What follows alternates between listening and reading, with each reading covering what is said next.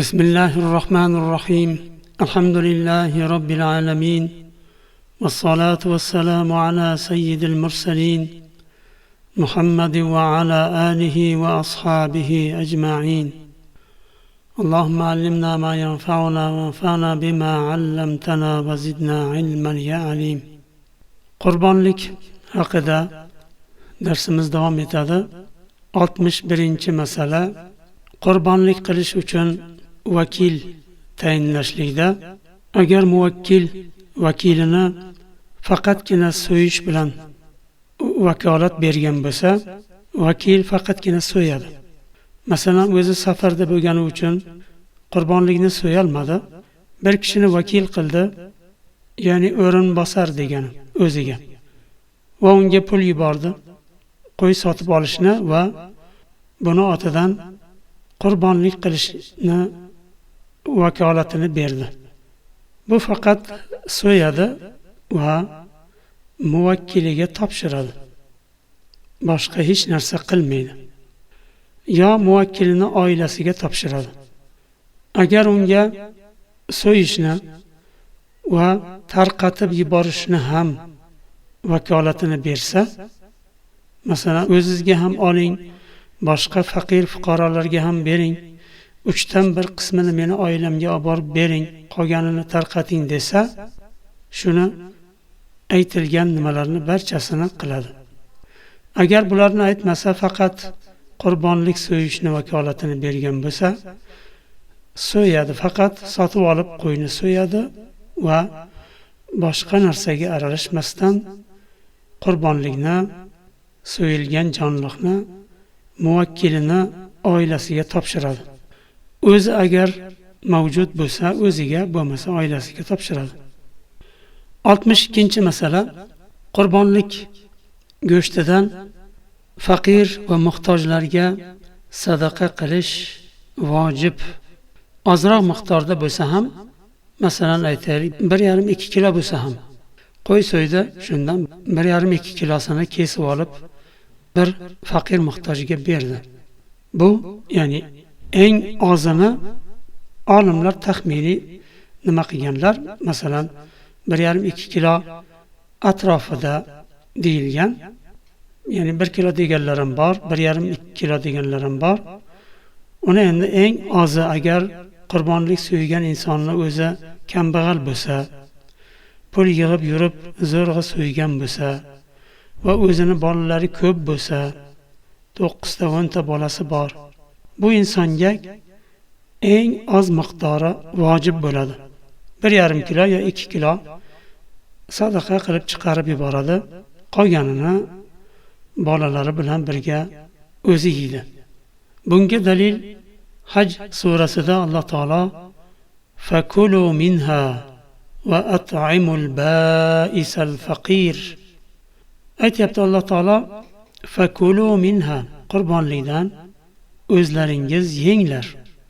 Qurbonlik qilib so'ygan jonliqdan, ho'kiz bo'lsin, tuya bo'lsin, qo'y bo'lsin, o'zlaringiz yenglar va faqir fuqarolarga ham beringlar, taomlantiringlar. At'imu, taomlantiringlar. Ya'ni istasangiz pishirib bering, yesin. Bo'lmasa xom bo'lsa ham bering, uyiga borib pishirib yesin. Buni vojib deganlarga, ya'ni qurbonlikdan sadaqa qilish yo hadiya qilib berish vojib deganlar, shunday deganlar, ammo vojib emas deganlar ham bor.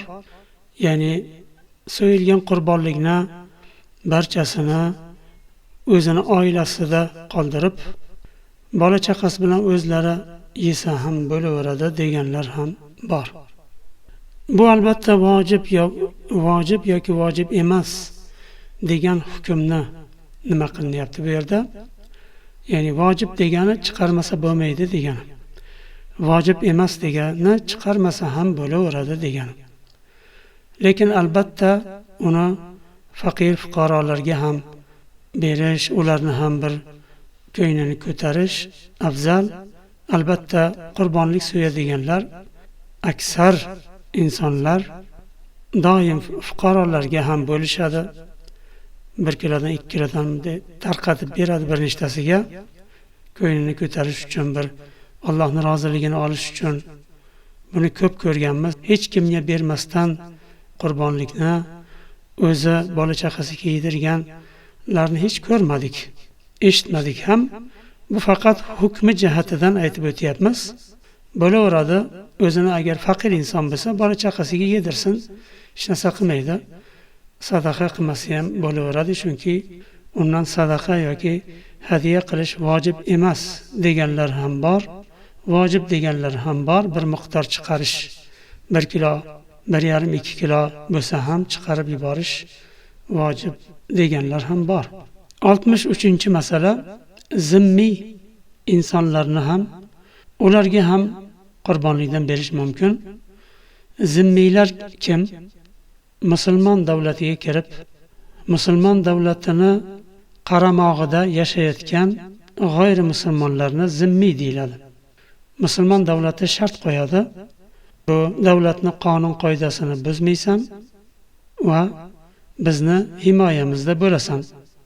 Mehmon bo'lib kelgandir, sayohat qilish uchun kelgandir, tijorat bilan kelgandir, lekin bizni davlatimizni qonun qoidasini buzmaysan, odob axloqni saqlaysan va senga hech kim tegmaydi, uni evaziga biz seni himoya qilamiz degani davlatni zimmasidagi inson bo'ladi.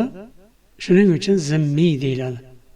Ularga ham agar qo'ni qo'shni bo'lsa, faqir bo'lsa, ularga ham qurbonlikdan bersa bo'ladi deyilgan. Mana Mumtahina surasidagi oyatni misol qilishgan.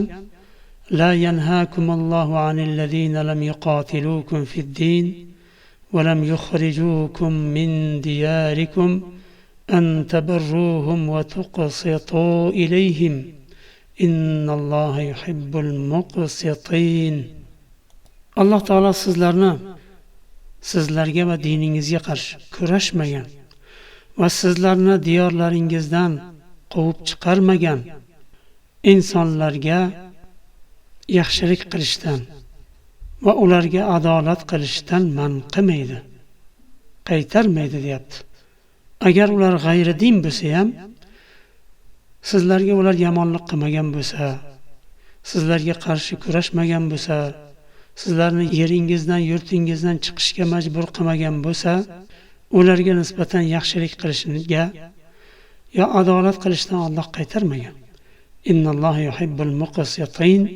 Alloh taolo adolatlik insonlarni yaxshi ko'radi degan oyatni dalil qilganlar va zimmiy bo'lsa ham, g'ayri din bo'lsa ham, agar musulmon yurtida yashayotgan bo'lsa, ularni qalblarini musulmonlarga nisbatan qandaydir bir o'zgartirish, yaxshi tarafga, fikrlarini yaxshi tarafga o'zgartirish uchun islom shunaqa bir bag'ri kenglik dini, musulmonlar bag'ri keng, adolatli insonlar bular, rahm shafqat egalari bular degan tushunchada bo'lishi uchun ularga yaxshilik qo'lini cho'zish mumkin. Agar musulmon bo'lib ketmagan taqdirda ham, ya'ni islom dinini qabul qilmagan taqdirda ham musulmonlar to'g'risida yomon fikrda bo'lmaydi. Qalbi dinga moyil bo'ladi. Musulmonlarga nisbatan yaxshi fikrda bo'ladi.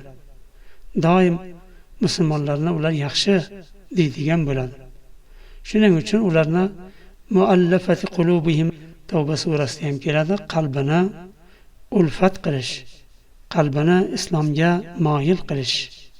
64-masala, sahih hadislarda keladi.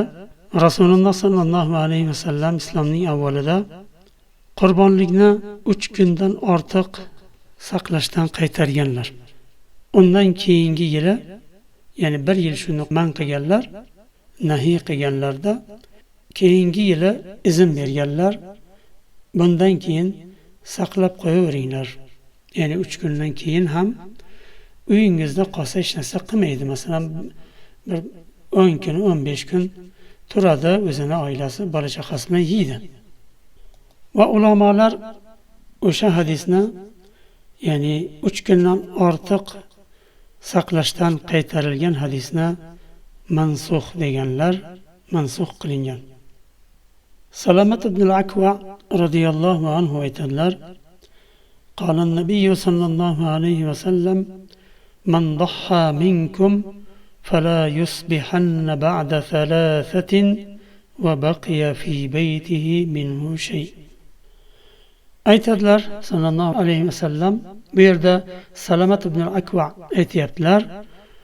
O kishi aytadilar, Rasululloh sallallohu alayhi vasallam shunday dedilar: sizlardan kim qurbonlik so'ysa 3 kundan keyin ertalab vaqtida, ya'ni 3 kundan keyin 4-kun ertalab vaqtida uning uyida qurbonlikdan hech narsa qolmasin dedilar. Ya'ni 3 kungacha uyida o'zi so'ygan qurbonlikdan qolishga izn bor, 4-kunida izn yo'q. Bu o'sha 1 yil shunday qilindi. Aytadilar: "Falamma kana al-'am al-muqbil qalu ya Rasululloh naf'alu kama fa'alna 'am al-madi." Sahobalar so'radilar, keyingi yili Qurbon bayrami kelganda so'radilar: "Ya Rasululloh, o'tgan yili kabi qilamizmi? Ya'ni 3 kundan ortiq o'zimiz so'ygan qurbonlikni uyda saqlamaymizmi? Tarqatib yuboramizmi?" deganlarida qala kulu va at'imu waddakhiru fa inna zalika al-'am kana bin-nasi jahdun fa aradtu an tu'inu fiha. Rasululloh sallallohu alayhi vasallam javob berdilar: "Yenglar, o'zlaring mana so'ygan qurbonlikdan yenglar va taomlantiringlar boshqalarni ham, vaddakhiru va uyga saqlab ham qo'yinglar." U vaqtda endi mana muzlatgich falon bo'lmagan. U vaqtda o'ziga xos bir tuzlat, boshqa qilib bir ko'zalardan bir narsalarda saqlagan. Masalan, bir 10 kun, 15 kun saqlab bilishgan. Vaddakhiru, saqlab qo'yinglar qolganini. Fa inna zalika al-'am deyaptilar, o'tgan yili 3 kundan ortiq turmasin, tarqatib yuboringlar deganlarni sababini aytayaptilar. O'tgan yili odamlar og'ir ahvolda edi, ocharchilik bor edi. Odamlar qiynalmasin deb men shunday qilgan edim va mana bunday vaqtda, ya'ni ocharchilik vaqtida, qiyinchilik vaqtida yordam berishlaringni, ommaga, odamlarga, boshqalarga ham yordam berishlaringni istagan edim dedilar. 65-masala. Qurbonlik aslida qurbonlik so'yadigan inson qayerda bo'lsa, o'sha yerda so'yish kerak. Va tarqatsa ham o'sha yerda tarqatishi afzal. Masalan, o'zini yurtida emas, boshqa bir yurtda ishlaydi. O'zi ishlab yurgan yurtida qurbonlik so'yib, o'zi ham yeydi, boshqalarni ham yediradi va istasa tarqatib ham yuboraveradi. Aslida mana shunday bo'lishi kerak deyiladi. Lekin agar boshqa yurtlarga so'ydirish joiz bo'ladi, afzal bo'ladi, agar unga bir sabab bo'lsa. Masalan, siz yashab turgan yurtda qurbonlik so'yadiganlar ko'p, faqir insonlar oz. U yerga qurbon so'yganingiz bilan kimga berasiz? Hamma o'ziga o'zi to'q, izlab 4-5 ta faqirni topishingiz mumkin, lekin unga sizdan oldin berganlar bo'ladi, bir nechtasi. Ular ham haqqini bir nechtadan olishi mumkin. Lekin ba'zi bir yurtlarda ocharchilik bo'lishi mumkin. Odamlar och, go'shtni oylab ko'rmagan bo'lishi mumkin. Unday joylarga o'zini qurbonligini jo'natishligi afzal bo'ladi, agar shunaqa joylar bo'lsa. 66-masala. Bir inson safarda uyiga qaytgunicha qurbon bayrami o'tib ketadi. Qurbonlikka yetisha olmaydi, o'zi qila olmaydi. Bir kishini vakil qildi, bir tanishini, do'stini yo bir qarindoshini va vakil qildi, aytdi, qo'yni so'ying, qarindoshlarimni orasida tarqatib yuboring dedi. Bu bo'laveradi. Vakil bo'lgan inson qo'yni sotib oladi, so'yadi va shu muvakkilni qarindoshlariga tarqatib yuboradi. 67-masala, qurbonlik aqiqani o'rnini bosmaydi. Ba'zilar qurbonlik bilan aqiqani bitta qilaman deydi. Yo qurbonlik so'ydim yetadi, aqiqa qilmasam ham bo'ladi deydi. Qurbonlik alohida bir narsa, aqiqa alohida bir narsa. Qurbonlik alohida bir ibodat. Alloh va Rasuli buyurgan bir ibodat. Islomning shiorlaridan bir shiori bu. Aqiqa bo'lsa, Alloh taolo bergan bir farzandni shukronasini qilib qo'y so'yadi. Uni olimlar ba'zilar qilgan afzal deydi, ba'zilar qilmasa ham bir gunoh bo'lmaydi deganlar ham bor. Qilmasa hech narsa qilmaydi uni. Masalan, 7-kunida qilinadi, yo 14 yo 21. 7-kunida bolani tug'ilgandan keyin aqiqa qiladi. 7-kunida qila olmasa 14. 14-kunda ham qila olmasa 21-kunida qiladi. Agar undan keyinga qoladigan bo'lsa, aqiqa qilmasa ham bo'laveradi. Aqiqaning hukmi qurbonlikdan ko'ra yengilroq, ya'ni qilmasa hech narsa qilmaydi. Qilsa yaxshi, Allohga shukr qilib bir jonliq so'yadi va mana qavm qarindoshlarini, tanish bilishlarni bir taomlantiradi, yediradi, ovqat berib xursand qiladi, xursandchiligiga sherik qiladi va go'shtdan tarqatishi mumkin bolani shukriga. Alloh taolo farzand bergani uchun shukriga shunday qiladi. Lekin birisini o'rnini bosmaydi, ikkalasini o'rni alohida. Shuning uchun agar aqiqa zamoni yo qurbonlik vaqtida, qurbonlik yaqin kelganda farzand tug'ilib qolsa, ikkalasini alohida qilgan yaxshi, kuchi yetgan kishi bo'lmasa bittasini qiladi. Alloh taolo xayrli, foydali ilm bersin. Bilganimizga amal qiladiganlardan qilsin. Alloh taolo ikki dunyomizni obod qilsin. Qiladigan har bir amallarimizni ixlos bilan qilishlik nasib qilsin. Subhanakallohumma va bihamdik, ashhadu an la ilaha illa ant, astaghfiruka va atubu ilayk.